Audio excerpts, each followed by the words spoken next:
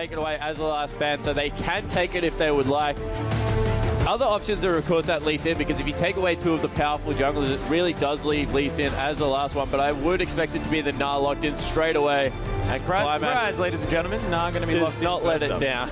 Oh my goodness, we've experienced today a fair bit of terrifying Na. And we'll see whether it does come out again in the hands of Babip. And Na, a good first pick, I feel, because First Mate, for those who remember his AD carry days, is famous for quite a few immobile AD carries, one of which being Draven. So yep, Dr. Draven can get in there, definitely disrupt what First Mate wants to do. Is a great AD carry in his own right, of course, swapping down from that top lane. And it looks like it'll be Lee Sin and potentially Sivir. Yeah, so Sivir looking to be picked up, and I actually like that in the hands of First Mate as well, because a little bit more immobile as well. Gets a little bit more of a consistent speed boost using that passive, but we've been seeing Sivir be so successful recently. Yeah, and First Mate, I guess, excels on lane bullies, so he doesn't like to play things at scales. He likes things that can get in your face straight away. Yep. So Sivir, Draven, they both have that in common. Will be able to push out that lane and really exert a lot of pressure down on Stealthix and Moon. Yeah, well, they are going to lock these in as well. So we'll see what Qlimax crew decide to do in response to these power picks that have been picked up here by Symphony already, and not giving too much away about their team comp at the same time. Yeah, I would expect Sybil to pick Rengar up here. We mentioned it as one of his most played champions. That being said, Elise almost gets permaban against Sybil. This guy is one of the Elise players of the Oceanic region. Yeah, I just think that Na Rengar is such a good combo, because one person gets caught by Rengar and you're forced to fight, and then Na just wins the team fight for you. So I do like Na played with that pick composition. So also look for potentially the Syndra to be a priority pick here for Katie. Plays it quite well in the mid lane as well. Yes, it is going to be Sybil locking in his incredibly comfortable Elise pick. Sort of one of the only Oceanic junglers that tends to still make this work on a regular basis.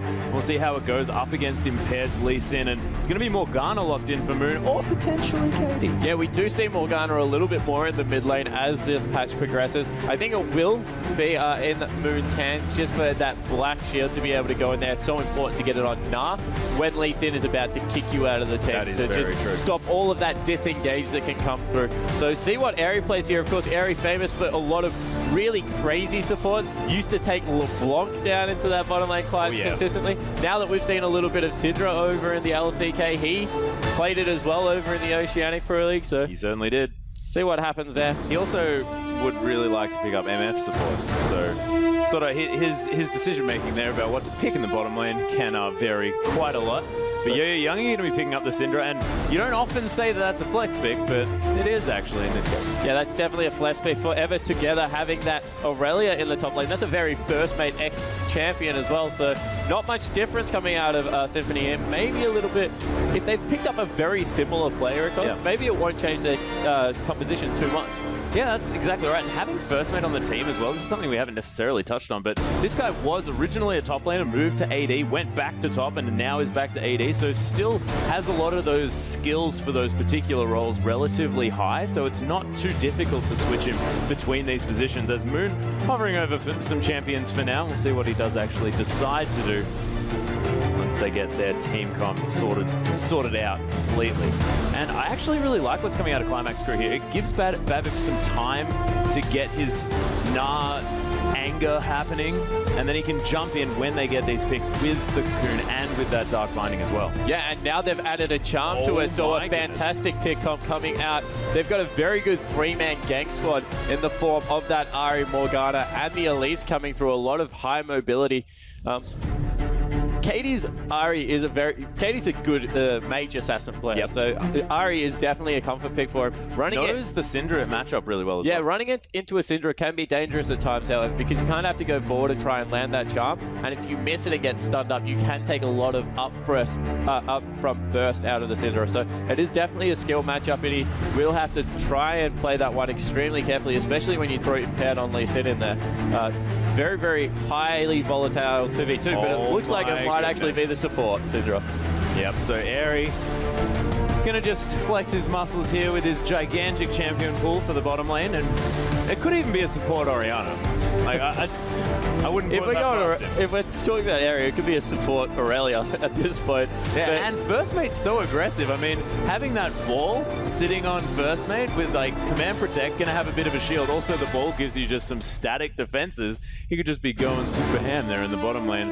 But not gonna be the case. It's actually gonna be swapped over to Syndra. Gonna be picking up the Ignite too. So. Yeah, I was about to say typical Aerie style as well. There's an Ari on the other team and he locks in Ignite for himself. So not much health coming for first mate here, but all in all, a very good team fight composition coming out of Symphony. Of course, if you put that ball on top of Elise or Aurelia, he can really get in there and mix it up. But what they need to make sure of is that they're the ones, I guess, initiating these fights. If they let Babip and Katie get in there and mix it up on the Gnar and the Ari, it's just going to spell so much trouble. Yeah, and it's just really scary having a Gnar on the opposing side just because that ultimate is so devastating and impactful if it manages to get off right. Yeah, and it's funny because we speak about CC a lot of the times in follow-up, and Gnar is his own follow-up. He kind of gets that big Gnar, lands the boulders and the W across, and you just do not move. Yeah. And it's so frustrating to play against, especially if there's terrain around. So, yeah, look for a lot of, I guess, jungle skirmishers to come out on the side of Gnar to really get him using that ultimate as best to his abilities. Yeah, and we'll see how they manage to manage having Gnar get the rage that he needs in order to start these team fights just as he's transforming into that Mega Gnar, because that's what separates the good Gnar team comps from the bad ones, is when you can actually manage that one correctly. And also for playing against it as well. So if Symphony managed to sort of go in after that Gnar's worn off, Mini Gnar doesn't quite do as much. Yeah, definitely isn't as impactful. Can help with chasing and things like that. Good kite champion. I think what this is I think Symphony recognizing the Gnar pickup like the Aurelia just because of the fact that would be able to split push continually with it and maybe just never even group up and let Gnar get into those situations. So look for Symphony to really run some counter dive here through the Orianna, through the Aerie, just ultimate in out with all those balls and getting the nice big stuns up and just run the Aurelia relentlessly into the base trying to get a really good split push going. Yeah, and I also think having On the Hunt in your wheelhouse as well is super handy, just so that you can use that extra movement speed to get the hell out of the way of this Gnar that's going to be rampaging and walloping through your team, because there's just nothing worse to get hit by a house and slowed really heaps and then stunned by this fat guy smacking you in the head. It's just awful. Yeah, it certainly is a frustrating feeling. And I think that if we look at Qlimax's win conditions on the other side, we already spoke about the three-man roaming squad. Then they'll be looking to really dive, get in there nice and deep. And yeah, as I said, just use Beba to really start these team fights off. So it's interesting. We're going to see maybe some split pushing coming out of Symphony to try and split the map up, draw people away. But in the same time, Qlimax are looking for these picks. So maybe it might even fall into their hands, be able to catch the Aurelia out. They don't want to expend too many resources on it, but if they can crush down Forever Together very early, pick up objectives for it, then the game really falls into the Qlimax crew's hands. Yeah, and that's right. And both of these teams now sort of on a knife edge. If they lose this series, they're out, and both of them with so much desperation. Of course, Qlimax crew formerly unlimited and just pipped at the post, trying to get through to the 2014 finals, unable to get there, and they were devastated at that stage. Now finally trying to find themselves some redemption, and already in the lower bracket, and that's just terrifying. And Symphony, on the other hand, I mean, they were looking fantastic coming into this. We thought that they showed a lot of promise, but Rich Gang, a little bit too much for them. And now it's their final chance as well. And these are a lot of veterans, like First Mate from NV. I mean, this is the team with Heaven's Curse, you know, the man from Team Immunity who went over to Wildcard. You know, there's a lot of gigantic names on both of these sides, and they're really going to be battling as hard as they can to get through here. Yeah, and after this pick ban, I think the Qlimax crew have come out in front. I think they've just nabbed themselves a couple more comfort picks. And we're talking about the pressure of this situation, and what better way to, I guess, handle with it than Moon's Morgana,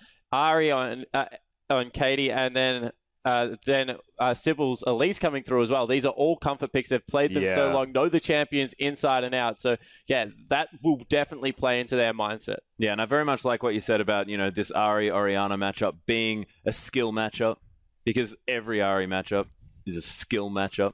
And we'll see whether Katie can land those charms, because they're so pivotal.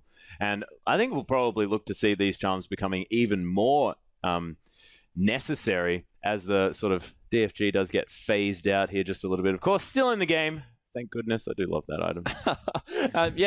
It's funny. We always say that about Ari, don't we? Like, it's a skill match every single time. Because if you dive and land that charm versus you missing it, it's just such a big impact on the game. But we are onto the riff, ladies and gentlemen. Yeah, we're onto the riff with Qlimax or Qlimax crew picking up the blue side and Symphony on our red. Yo-Yo Youngie wandering through, picking up a cute little shield as they get into lane or into the jungle, and it looks like we've got sort of a 5-man advance here. Spread out like they're searching for a stray dog or something like that they've lost in the forest. So we definitely do have them guarding all entrances of their forest. No funny business going on level 1. Too much is at stake to really gamble that much for the first game. And I think looking at the team compositions, both teams will be fairly happy that they got what they wanted out of this one. Yep. That being said, looking at the skins, we've got Dino Na and Cookies Morgana. So obviously, Qlimax crew definitely winning at this stage. And it looks like we're not actually going to have any action whatsoever. Both junglers look to be starting on the top side of the map. See where Impaired does go after that. Nice ward being placed down up top by, I think it was Aurelia. Yep, forever together, getting a little bit of vision, making sure that that sneaky little Na can't do any more sneaking around. And Impaired actually rotating down to the bottom side of his jungle, so maybe not giving away some XP to his first mate and Airy down there. No. I do like when champions that do have an easy time in the jungle, like Lee Sin, like a couple of others like Warwick, even Elise has a very easy time, that you do donate that first camp away just for the early level 2 that it does give you. Forever Together is going pretty deep into this jungle, trying to scout out. He knows that that's exactly where Sybil's starting, so will go into the top lane, try and get that pushing, I would imagine, against the Na. Yeah, and I like the Elise start here on the Gromp. It's because she does so much single target damage. Of course, that Volatile Spartling, okay for a bit of that AoE clear, but not quite as good as the fact that her Q in both forms is fantastic for those single targets. Katie going to take a Clockwork wind-up shot.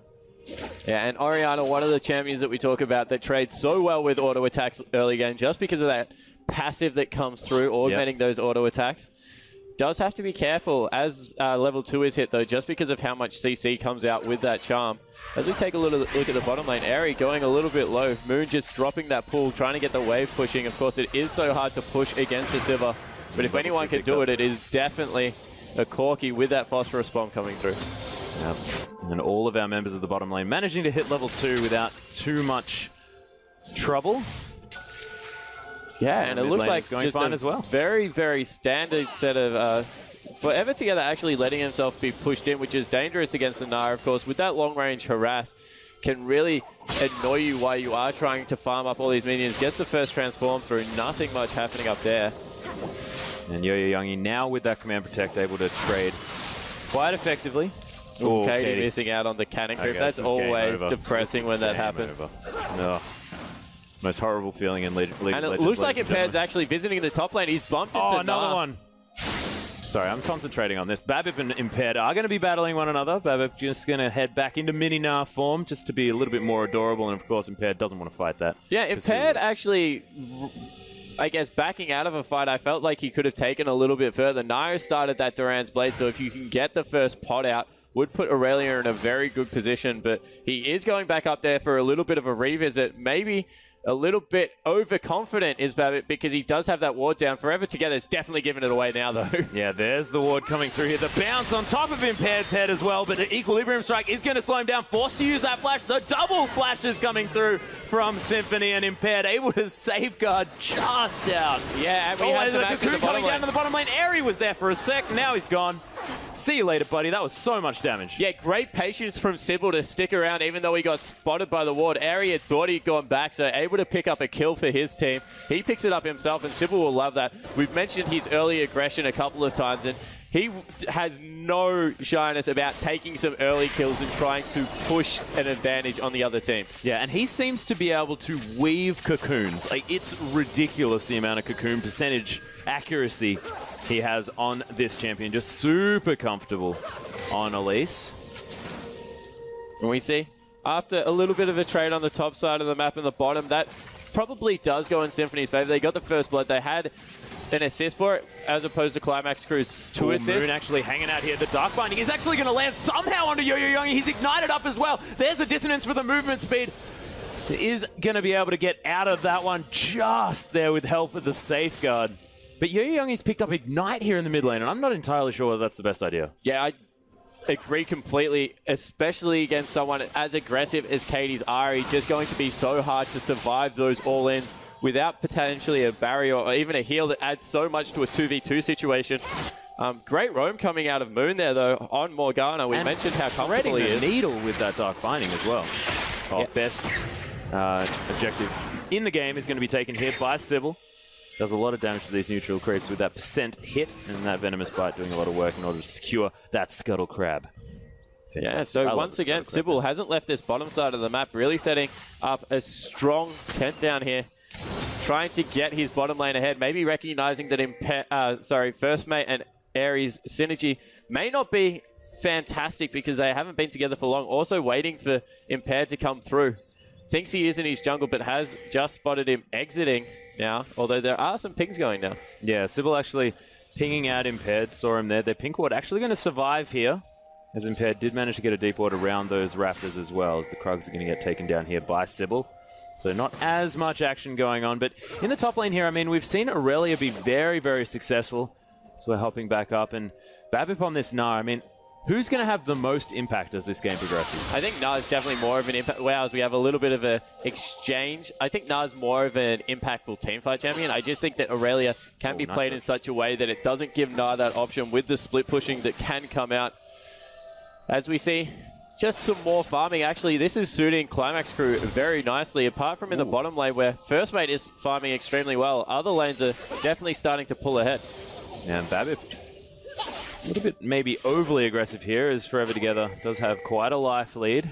And as Impaired has spotted Sybil going up towards the top lane, so they know exactly where this Elise is. May even run into Lee Sin. Oh, actually using that repel just to get to the Krugs. Impaired. They can definitely cut Sybil off here if they would like to. Impaired has to know where Sybil is roughly. Yeah, Babip has hit Mega Gnar here as well, going to wallop the rest of the creeps, and Sybil just going to continue rotating around, going in a bit of a merry-go-round situation here, as level 6 has been hit by both of our mid laners as well. This is where the action could potentially start. Both Spirit Rush and that Shockwave are available. Nice Orb of Deception hitting both ticks, as a Command Dissonance going to do the same. Yeah, of course, that true damage on the way back just does so much work. As well, the stun comes out. Yeah, Stealthy's actually getting caught up by that Scatter the Weak combo with the Dark Sphere. Nice follow-up damage out of First Mate as well. That's a good combination coming through, as Impaired just takes out another ward in the top lane. So we see the preference of the two junglers. Sybil very content to stay on the bottom side of the map for much of the first 8 minutes, whereas Impaired has just been up in the top lane trying to help out Forever Together, trying to get him a little bit of an advantage against this Gnar, who we know can become such an annoying late-game team fighter. But we see Sybil actually creeping into the top lane through the lane. Oh, another nut. Look at that combination as well. That Scatter the Weak into the Boomerang as well, just meaning that Stealthic's taking a lot of poke damage relatively safely here by First Mate. Yeah, so Sybil may be looking for a little bit of a counter gank, although it has stopped his back once again, so maybe even the dive Forever Together has got aggressive, needs to be careful. There's the Gnar coming in. It does get the wallop as well, and just so perfectly baited on the side of Qlimax crew. Babip with no hesitation on that ultimate. Yeah, none whatsoever, and the flash out of the brush to land the cocoon from Sybil as well just secured the kill. So great play out of the Qlimax crew, maybe even going to be able to pick up a first turret for themselves. And they've started this game in much better fashion than the ones that we saw last week. Yeah, every decision just really well thought out, and Sybil has been exactly where he needs to be this entire game. It's been beautiful to watch. Yeah, and those double Durans really paying off. Babip gave up the first blood, didn't want to lose his lane, so went back in with a rather greedy purchase, but it definitely 15 CS advantage and a lot of the health of the turret now down. It's working out for him. Yeah, it certainly is. Stealthic's incredibly low here in this bottom lane. That's one Boomerang Blade, although he does still have that heal. Katie's coming around. Does have the Spirit Rush. Oh, the Dark Binding's going to land there as well. The Charm's available. First Mate, that Boomerang not going to be enough at all, and Katie just comes down, quickly nets him a kill. And that's really poor communication coming out of Symphony. They had to know that Ari was somewhere in the vicinity because she just completely walked out of mid lane. Good pink ward set up on the Bendy Brush around Red Buff just to make sure that he wasn't scouted on his way through. Also used his Trinket to make sure he got through that brush. So really nicely played, and goes... Lots of gold to spend on the side of Stealthix as well. Probably picked up a couple of his Trinity Force components. you know, I would say most likely a Phage and that Sheen. Yeah, and only 10 minutes in, 3 kills to 1. They've built themselves up an 1,000 gold advantage, which is nothing to be scoffed at this early in the game. Yeah, really, really well played out.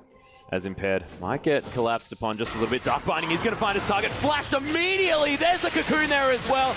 The ultimate is going to come. 2-man Shockwave by Yo-Yo-Youngi, but now he's getting turned around on. It's a nice exhaust by Moon, but Yo-Yo-Youngi has lived through it. The Orbit Deception not going to come back through, but you can see, look at the consistent damage. Holds onto his flash to the last minute. Ares come round. The unleashed power from the support Syndra was enough to take down Katie as well, so really nicely played.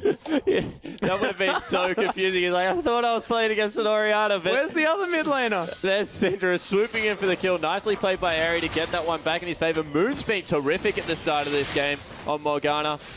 Been a part of 3 of the 4 kills and has looked like he's had the heat-seeking binds coming through. Yeah, and then immediate flash into that Soul Shackles like, yep, got him. Yeah, just such decisive play. Looks like they are looking to start up the Dragon. No, just getting a ward in there. The minion wave bottom lane is so huge. Yeah, First Mate's going to have an easy time pushing this one at the turret. Probably just going to ricochet through the minions out the back as well, but we do have Stealthix coming back around, so he's going to be able to protect it for now. Yeah, and First Mate, 90 CS at the 11-minute mark, has transitioned back into this AD role very nicely, keeping up with Stealthix. And you mentioned previously the relationship that Siva has with Corki and how she is able to push him in and, I guess, absorb a lot of mana from that Phosphorus bomb. Yep. How do you think they transition mid-game? Because I haven't seen, as we have a little bit of action. Ooh, nice cocoon. I haven't seen a Siva in Oceanic competitive player in a long time. It hasn't been since, I think it would have been the autumn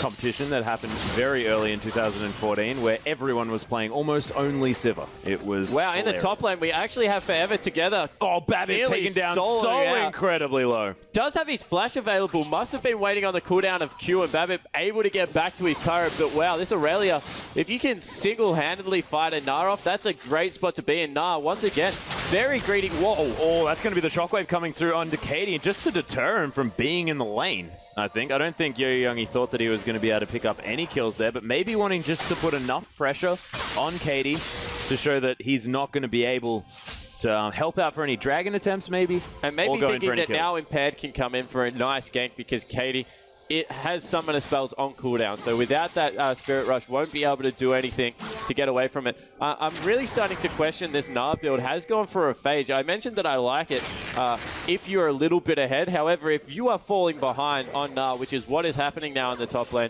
you need to make sure that you get tanky for these mid-game fights. Otherwise, you kind of become irrelevant. Yeah, that's exactly right. So, see whether he does manage to make it work. Of course, wants to turn it around if he can. He might need his friend Sybil up here, though, because that was when they were having success. And it looks like, once again, the lanes are just going to reset. Nice shot coming out of Yo-Yo-Youngi. Has picked up his Chalice. Looks like a DFG will be the first item on Katie's side, looking to get those assassinations in.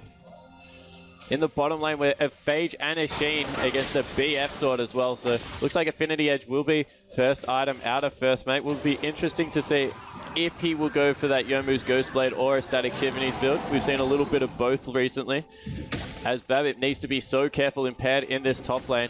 His jungler is recalling, so if he plays aggressively here, he's in a lot of trouble. Oh, the house hits Forever together, but Impaired's now here. He's going to get the insta-kick onto Babbitt, who's going to wallop both of them. There's the Gnar for the disengage. Impaired's almost dead as Babbitt turns back into Mini-Gnar as well, but the flash from Forever together going to secure the kill, but a valiant effort from Babbitt. Yeah, we see the value of Gnar there. If he had been able to stay Mega Gnar for a little bit longer, might have been able to get some more work done, but in the end, he dies once again. This is really nice play out of Impaired to get his top laner going. You must think that there's a lot of pressure on Forever together. First game in this is a relegation game, and he's coming out fairly nicely for his team. Yeah, exactly right. And this is exactly where you need to start showing up because it's crunch time for these teams. His First Mate now left on his own here as Airy going to do his signature roam. And it is about time that Symphony gets some vision down around this dragon because, of course, Qlimax crew had all of the wards there just previously. Yeah, and it looks like the top turret will fall, so maybe the first one in the game going over to Qlimax crew. Symphony, sorry. Sybil going to get the most worthwhile objective on the map in the Scuttle Crab. And it looks like a 4-man gank coming in on this bottom lane. First mate must know something's up because there's so many missing people. Has elected to back off, but he's got Airy here now. They might feel a little bit overconfident to go in on this one. Yeah, we'll see what First Mate wants to do. Known for being aggressive. As we do have Yo-Yo Youngie heading around the side here as well. Oh, First Mate going to be using that spell shield, so even if that Dark Binding had have hit, would have just meant a little bit more mana for First Mate, and he is going to be absolutely safe around here. Yeah, and good play from First Mate, cheating towards the brushes in his lane, understanding that they didn't have that little entrance into the River Warden and not wanting to go anywhere near what could be a potential Morgana as well as that Elise. So in the top lane, turrets are now equalized. Gold Favor back in the Qlimax crew. And really just a very even game across the board so far. Trinity Force picked up for Aurelia though, so that's the first major power spike of the game probably. Yeah, and we do have a Giant's Belt onto Babip now, so wanting to become more tanky as you mentioned, so sitting on the phage for a little while. Katie's also managed to pick gets caught by a Dark Binding as he comes in to try and go for a bit of a gank, but Imped's also, not Imped, sorry, Katie's also managed to pick up that DFG now, so look for him to start roaming around the map and trying to get those assassinations going. As we might see actually a Dragon being attempted. We have Imped in position once again. It's 16 minutes in the game, so this is fairly long. Maybe not the pink ward coverage they would like, and all their sweepers on cooldown, so we'll have to back out. Yeah, and both Airy and Imped not quite at the health levels that they'd want to. And Sybil just proving me absolutely wrong by missing that cocoon. And once again, Babip forced out of the top lane. This Aurelia is starting to get a lot of work done with that Trinity Force. As soon as he picks up the Mercury trades, feels like he will be able to do some work against this Nah. Yeah, well, does have a cloth armor sitting there, so might be going for...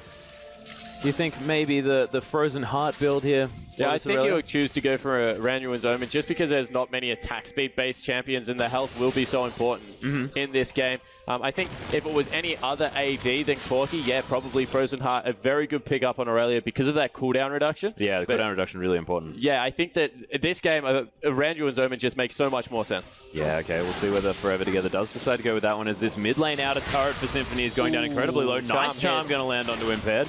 Just letting it know he can hit the charm.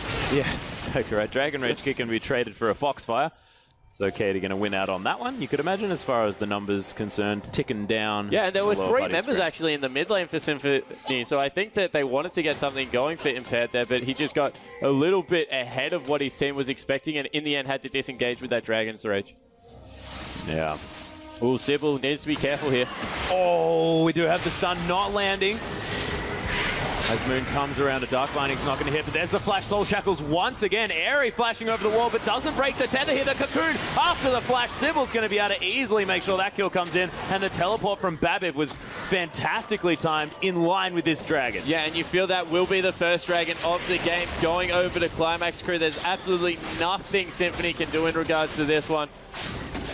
It's just a perfect catch, exactly when Qlimax crew wanted to. Yeah, a little bit of over-aggression. Airy missing that stun out there with the Scatter of the Week was just a little bit, I guess, of a misplay. And they're just in such a nice spot with their power spike, and they might not be done. Babip is in on Impaired now. Yeah, gets Hyper there as well. There's the flash. Gonna miss the charm though, but that doesn't matter. Impaired's not going anywhere. And he is off the map into that Death Chamber. Nice pickup by Katie. Yeah, and now Qlimax crew really starting to take control of this map. They've got 2 turrets, they've got the Dragon, built themselves up a 2,000 gold lead relatively quickly, and looking to push down this middle lane, although it looks like Stealthix will just be going bot, looking to pick up that big minion wave and potentially the last outer turret. Yeah, and there's a lot of wards coming out of Qlimax crew here. They just have so much control this game, exactly where they need it, and they're flawlessly executing what they obviously planned a lot coming into this game. Yeah, and they're really starting to come together as a team. We mentioned how strong they will be in these teamfight scenarios after they get a pick, and that's exactly what they did. Able to get a pick off Sybil, get in there, pick up a teamfight victory, pick up another kill, and they've picked up the last outer turret. So flawless play coming out of Qlimax in about that last 3-minute period from about 16 minutes. Yeah, and it looks to me like Forever Together, their sub or their sort of stand-in player here coming through for Symphony, just because Missouri has left the team, is really where the hopes of Symphony lie. Yeah, it's weird. First Mate playing extremely careful. He was known for his very I guess, aggressive AD carry style, but then did get a little bit of criticism before he swapped back to top about being extremely careful in some team fights. Yep. So 0-0-0, the scoreline does have a 24 CS advantage, but you would want him to be a little bit further ahead, and he might die here. Oh, Popsy on the hunt. That's a really, really nice Frost Queens as well. Going to get the Soul Shackles. There's the Dark Binding as well. The layering of CC is just too much, and First Mate's going to fall down.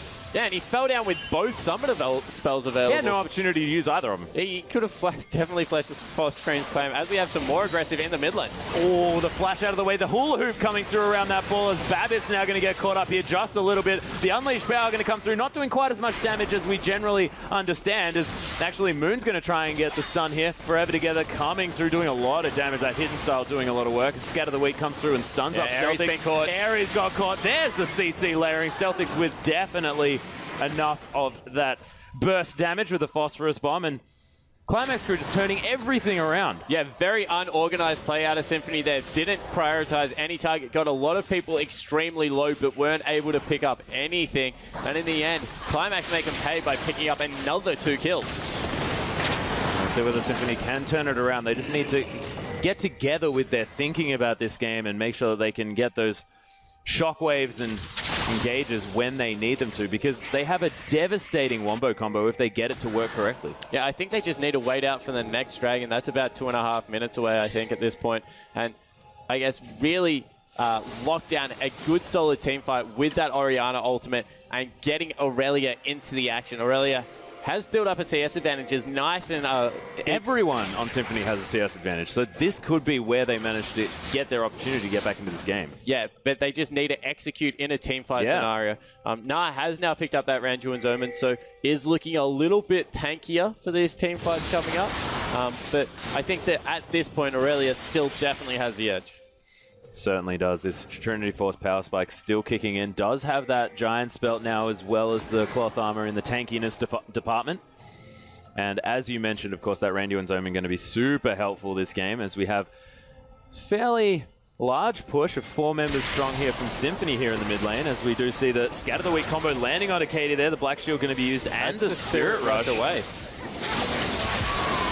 Oh, as On the Hunt has been popped here just to escape. You were talking about the fact that First Mate may not necessarily be as aggressive as he needs to be, and Sybil going to get caught by the Sonic Wave. Nice 3-man shockwave there, and the Repel to come through from Sybil. He's going to have to try and get out, though, because he's very, very low. That's a 2-man Scatter the Weak coming in as well, and Forever Together. They can't stop him. This Black Shield doing so much work. Transcendent Blades, he's splashing around as well. The DFG to come in on him, but he shuts down Stealthix. It takes them so long to kill him.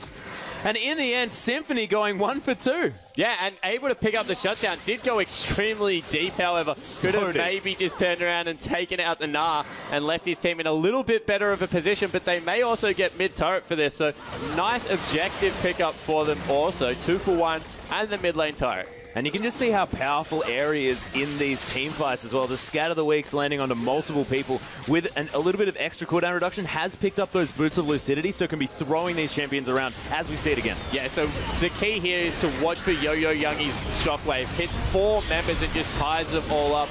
In the end, I think Forever Together actually goes a little bit too deep in here, trying to get Stealthix out just on so little health, not able to hit the Transcendence Blades, but in the backline, Babip just very, very tanky, takes a long time to kill, but eventually falls. Yeah, and I did actually quite like it out of Forever Together, just because, you know, he made sure that everyone was focusing on him, and it meant that his team could just solo kill Babip. And Gnar probably strong enough to be counted as about 4 champions, so that's a bit of an even matchup. As we see, they picked up the Scuttle Crab on Qlimax Crew's side. Oh, nice charm going to land on a Forever Together. There's the Orbit Deception as well. Look at the burst coming through. Stealthix picks up the kill. Yeah, and that's the tankiest member of Symphony just being absolutely destroyed there. At the perfect time his dragon comes up. Yeah, this will mean another dragon as well. So great control from Qlimax Crew over the all-important dragon objective.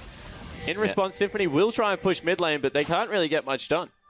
No, they've cleared out that wave. Don't really want to risk going all the way down for that inner turret, so instead just going to mill about their Raptors a bit, which may not necessarily be the strongest tactic that they could come up with, but of course that dragon, there was nothing that they could do. They just didn't have the key member here. We're saying so much is resting on Forever Together's shoulders. Yeah, and it's so disappointing because Yo-Yo Youngie had just picked up his death cap as well, so was in a position to really swing that team fight. Oh, yeah. But one member getting picked off, we say it over and over again, has just led into a really poor situation for Symphony. And Qlimax crew actually rotating after that dragon down to this inner turret in the bottom lane. Going to get a nice bomb there onto First Mate. Stealthic's doing a lot of damage now that he has that last Whisper and the Trinity Force combo. Yeah, that's a really weird build coming out of Stealthix there. Don't like it whatsoever. The mixed damage that comes out of Corki means that you don't have to pick up a Last Whisper for 2, 3, 4 items most of the time. Exactly. So would have probably done a lot more damage with an Infinity Edge or a Blade of the Ruined King, but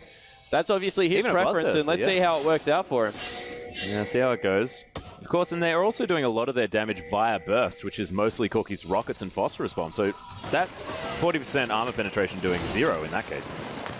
Yeah, and looks like they are just trying to siege up and push these waves out now, get a little bit more gold for themselves. I think the next item they're waiting on is the Zhonya's Hourglass out of Katie. Make sure that she can get that stun down on the charm down, sorry, dive in there and then be able to Zhonya's up and let the team follow through for the big team fight win. Ooh, actually going for a death cap. That's an extremely aggressive Ari build. Normally when Aris want to go aggressive, they pick up the Void Staff as their second item, just for some extra penetration, but a death cap just means that there's going to be so much burst if that charm lands.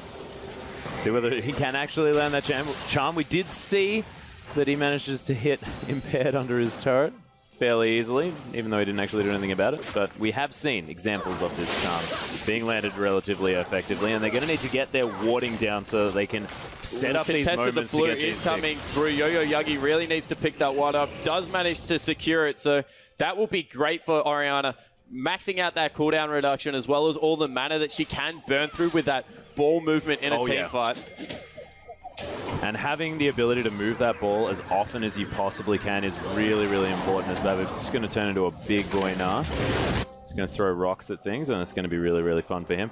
As Symphony have a pink ward in that little raptor brush. Yeah, and true to that... Oh, no, Moon, you need to be so careful. Oh, so close. Very nice reaction speed on that black shield as well. True to their composition, however, they're staying as 3 members and trying to rotate around. They've also been joined up by Stealthix here, so if they can get a pick in the jungle, they have a lot of CC. As Moon's had to flash away.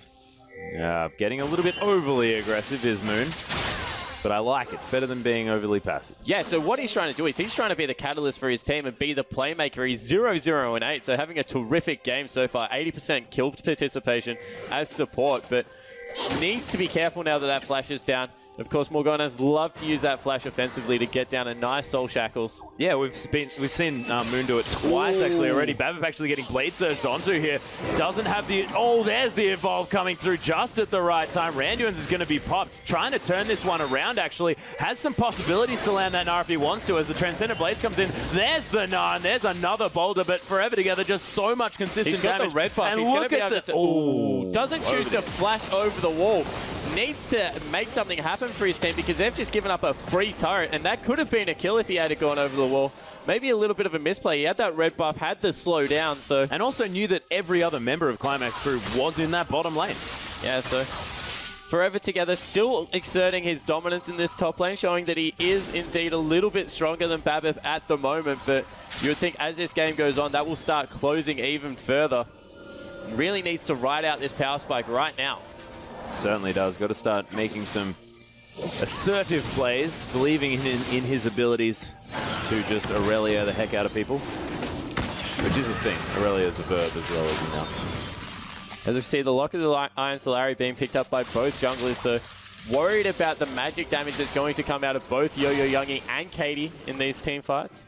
Try and get some more utility for their team. Sybil having a beautiful game on this. Elise 2-0-5.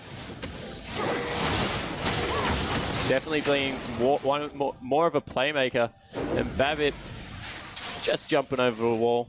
Yeah, looking really cool as Mega Gnar as well. I didn't see as many of the Mega Gnar jumps, sort of like the bounce, little mini one. Yeah, and teleport is up a minute until Dragon, so look for Qlimax crew once again to try and get advantage through vision over that part of the map. You can see they're just trying to choke out Symphony now as well, claiming control of a lot of these choke points with their own wards in Symphony's jungle. Yeah, and in the Oceanic meta, it's a lot about vision denial as well, and they've really done that. Being able to sweep out all of the wards up until the jungle.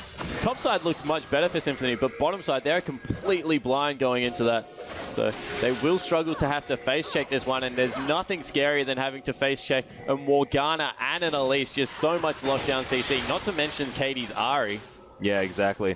And Symphony really need to make a move on this Dragon as well, because that first one's so important, and Qlimax crew already have 2, and Symphony none yet, and really want those extra stats. Moon looking to go there as Frost Queen comes out. Sybil tanking up that one. Another Frost Queens just to show that, in fact, Moon can do it too. It looks like rotating down into this Dragon. Wow, once again trying to set up a pick before it starts, and they've got it.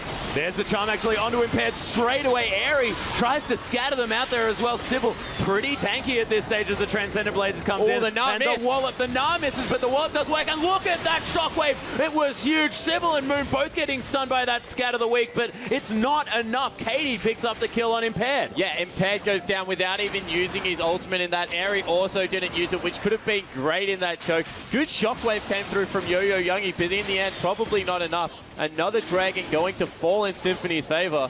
And 2 members are very, very low in Moon and, of course, Sybil, but they are going to be able to take this Dragon, and Symphony just a little bit too scared to go in. Yeah, and I'm really starting to question First Mate's play. He is 50 CS up and doing absolutely nothing compared to Stealthix, who is really putting out the burst damage. Now picked himself up a BF sword as well, and looking so strong on this Corki. He certainly is, and First Mate has hit a big power spike as well. Does have the extra Vampiric Scepter on top of his Static Shiv and Infinity Edge combo, which is such a huge point in the game where you want to start making things happen. You want to hunt people down. Your ultimate's called On the Hunt.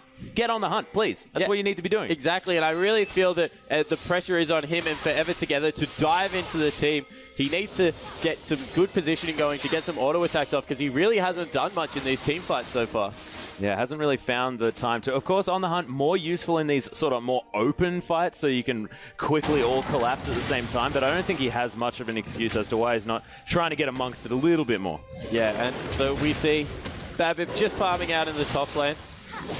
Is actually closing that CS advantage. Now picked up a Banshee's Veil as well. So he's looking much scarier at this point in the game, and missed the Gnar last team fight, and you must think they won it without the Gnar. It was a complete airball.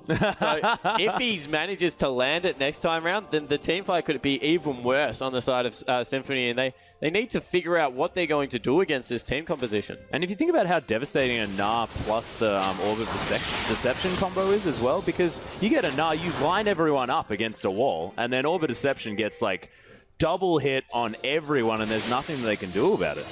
Yeah, so watch for that combo coming out. Looks like they're rotating towards the top side of the map. Once again, clearing out complete vision. You understand exactly how they want to play this composition. Bind just missing. Impaired trying to get some vision back for his team. Has, of course, got that sight stone, like a lot of Lee Sin players do like. But just complete control of the top side of the jungle in the hands of Qlimax crew. Yeah, Babbitt transforming at a time that he'd probably like to, as everyone from Symphony is collapsing around. Oh, the Dark Binding going to be flashed out of at the last minute, but not the Cocoon. Sybil's Spiderling is going to get Sonic waved up there a little bit, and the inner turret now going to be... Oh, it's a double stun coming through from the Scatter the Weak. As Impaired running forward, does hit his Sonic Wave, but that hits a Banshee's Veil, not quite exactly what he wants, as the ward is going to be taken down by Forever Together. So not quite the fight that's going to decide anything, but and there's just too many threats on Qlimax crew. They catch one person, then they're too scared to make anything happen on the side of Symphony, who really at this point only has Orianna. First Mate does a hell of a lot of damage, but isn't able to hit anyone that isn't Sybil or Babib. So not able to get onto that backline, and Impaired looking for maybe a kick into the team, but hasn't really got the flank he's looking for. They need to get control of their own jungle's vision and then look for some flanks to come out of Impaired. Neither nice stun coming out of Airy, but just not able to use anything from it. Yeah, it's just what's happening. And Forever Together now trying to split push off to the side. Qlimax crew, though, everyone has pick potential apart from Stealthix. Everyone on the team. So anyone gets hit by any of these CCs, as the charm's not going to land, but there's the flash Gnar. That one's going to get whiffed as well, as the Dragon Rage kick's going to come in, but it's going to be enough to net them that inner turret. Don't know whether Babip really sort of meant to just use that as a zoning tool. I think he probably actually wanted to hit people with it, but not going to happen as he throws a house at the last minute. He's pretty upset. I mean, if you're throwing a house at something, you must be pretty upset. And we see once again Qlimax crew able to pick up an objective through just forcing their way down mid lane. 4,000 gold in the advantage now, have picked up every dragon so far, and if they go back and shop, they have some pretty nice items. Dark Binding and allowed to Yo-Yo. There's the charm coming through as well. The Phosphorus Bomb auto attack with that Trinity Force easily enough by Stealthix. And these picks are just coming thick and fast. Oh, the flash into the cocoon onto area as well. More flashes coming down. The Dark Binding. There's the puddle. Stealthix getting another kill. The exhaust immediately onto Forever Together. He can't come in. And that's 2 picks, 30-second death time, as you would think this might even be the Baron. No, electing to go for the top turret. I don't know if that's a wise move. They will pick up an objective for their troubles, but I think that with these death timers, it's 35 minutes in the game, they definitely could have turned their eyes towards that Baron. They could have wanted to play it a little bit safe, not wanting to do a bit of a throw move on that Baron, which has been known to happen. Now Qlimax crew members are just going to head back, spend up their money, whether they can pick up any more exciting items. And Sybil has just shown exactly why his Elise is so feared. 2-0-6 now on his favorite champion, or at least his most successful champion. Yeah, and for me, Moon's having a terrific game as well. 0-0-11 has been able to start up a lot of these team fights. Has now picked himself up an Aegis for some resistances, as well as an arm guard. So maybe even transitioning to that Zhonya's Hourglass, looking to become a bit of a late game threat himself. Yeah, and I really like Zhonya's Hourglass, even on support Morgana, just because you can make sure that you don't die and you can guarantee the last tick stun of your Soul Shackles while you're in the middle of that team fight. Plus, people get slowed down a little bit with that tether, so... Also, it's a really good zoning and anti-dive tool. If you're ever behind and you pick up a Zhonya's Hourglass, it just means that if they have to run past you with your ultimate on, as well as that Zhonya's coming through. Ooh, Dodger's out on that one. Symphony going for the sort of last try gank bush. Not going to happen as Babip does come through. But at least they've got control back over the dragon area, so able to, I guess, wrestle a little bit of it back. They've got the speed shrine as well. However, the danger is if they try and secure this one, Qlimax just can gun up mid lane and take that inhibitor turret. Yeah, and they do have the wave pushing in the favor of Symphony in the bottom lane, but that's it as we have Qlimax crew out-rotating the Symphony team members, and look at this tower going down so quickly. They're trying to go for the flank, but that inhibitor turret's going to fall down before they can even get there. On the hunt does get popped. Babip comes in, does have that Nara available, and look at these health bars melt. Only one person gets hit by the shockwave, and you can see Qlimax crew are just looking so huge. Forever Together falls down. Yo-Youngi's slowed down to high heaven. The boomerang's going to hit. The boomerang battlers. And Babip coming out on top of that one as we have a celebratory Locket of the Eye and Solari getting popped. And Qlimax crew just looking fantastic in that last team fight. Yeah, what an absolute whitewash coming through from Qlimax crew. 18-5, 0-0-4 for their support player. Bottom lane, just absolutely huge. They take the game out at 38 minutes with an 11,000 gold advantage. That was massive. Man, Stealthix and Moon just played that game so beautifully, like you mentioned. And Moon coming through with clutch bindings, fantastic flash Soul Shackle plays when he knows that he can guarantee a kill. It was just beautiful execution across the board. And I don't think they're going to be allowed to get that kind of team comp because they play these picks so well. Yeah, and the scary thing, it wasn't the Gnar pick. No. It was the pick composition that came out around the Ahri with the Elise and the Morgana, and they're just doing so much work. You really got to question the bottom lane coming out of Symphony as well. I know that First Mate has been thrown back down there, but just was not able to get enough done outside of lane as he would have liked. Wasn't able to impact these team fights, and you could really tell it was playing on their mind. Yeah, it certainly was. And as the team fight I think this from is the last very fight. end does come through, and we'll see exactly how this one worked out. Yeah, so this is where they were thinking they could have Dragon, but in the end they got out-rotated, and they think they have to engage. Impaired, unfortunately, gets completely locked up, and there's just this tanky Gnar in the back line. Not a good enough shockwave came through, and from here it's just cleanup through. Katie is so fed, able to continue to chase through. Stealthix, of course, doing a lot of work, and have to think if you gave that guy an optimized item build, how much more damage you would be doing, and they absolutely wiped them in that last team fight. Yeah, they certainly did. And that was with actually Babip jumping in and then immediately transforming back into Little Mini Nah, Nah. which is a little bit unfortunate. Not exactly what you want to be doing if you're going to get the optimal Nah play out, because you can't use your ultimate when you're a Little Nah. You're also just But he's little. just that adorable, He you is. don't want to hit him.